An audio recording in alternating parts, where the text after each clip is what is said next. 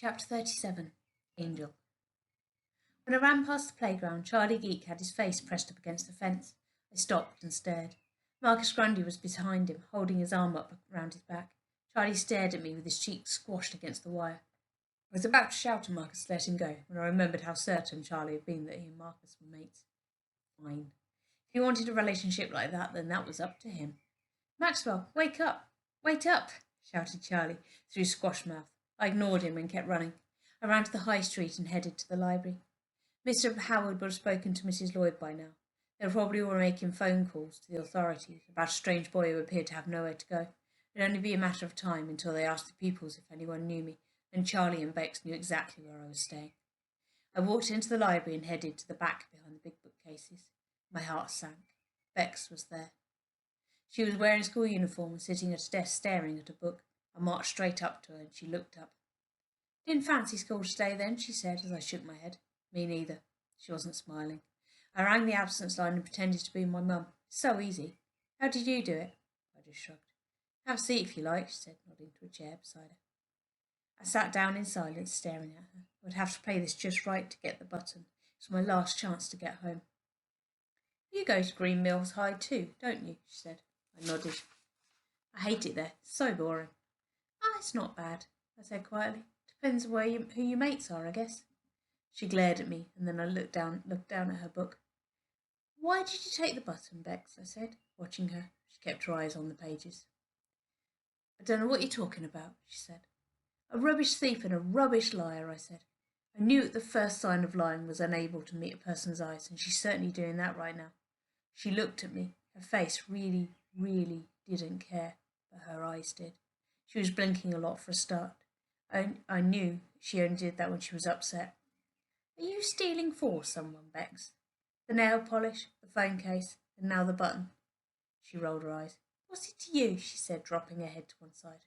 All this showing off was driving me mad. I felt my anger coming back again, just like it had when I was in Mr. Howard's car, and I leaned in towards her. "Okay, I'm going to tell you something now, Bex. It's going to sound crazy, so utterly incredible that it's going to be hard to understand, okay? It'll probably blow your mind. Are you listening?" She slumped in a chair. "Don't talk to me like that," she said. I gritted my teeth together. "Just shut up and listen to me, all right," I said. My nose flared as I pointed my finger at her. She nodded slowly. "Now, pay close attention," I said. "I know you, Bex Beckett. I can't explain how, but I do. I know you very well indeed. I know that you don't like mushrooms, but you will eat them if they're on a pizza. I know that you find swimming underwater easier than on the surface. And I know that you memorised all the kings and queens of England when you were just 6 years old." Her jaw dropped and she began to say something, but I put my hand up. "Hold on, I haven't finished," I said. "I know you once had a spider in the corner of your bedroom that you used to call Malcolm, and I know that your mum and dad used to hate each other so much that they'd put sticky notes on their food so the other one didn't eat it." I took a breath. "What?" she said. "Bex, your parents hated each other so much they couldn't even share a carton of milk." I waited for a moment. She stared back at me. But how did you—" "Don't worry about that now. The thing is, the Bex I know, is really clever. She does history projects when she doesn't actually have to, and she loves school and learning. She's had a tough time from a girl called Claudia, but rather than just becoming one of our gang, she became her own person." A tear escaped from the corner of Bex's eye and slowly trickled down her cheek. "The Bex I know wouldn't steal makeup or phone cases or a silver button from an old man.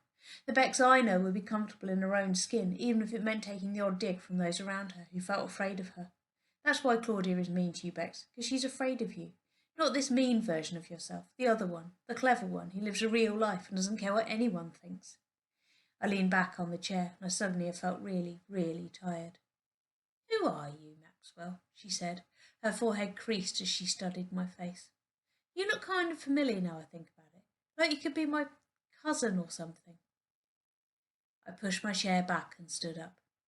"Just call me your guardian angel," I said. Bex blinked at me. Her mouth opened and closed again. And then I left.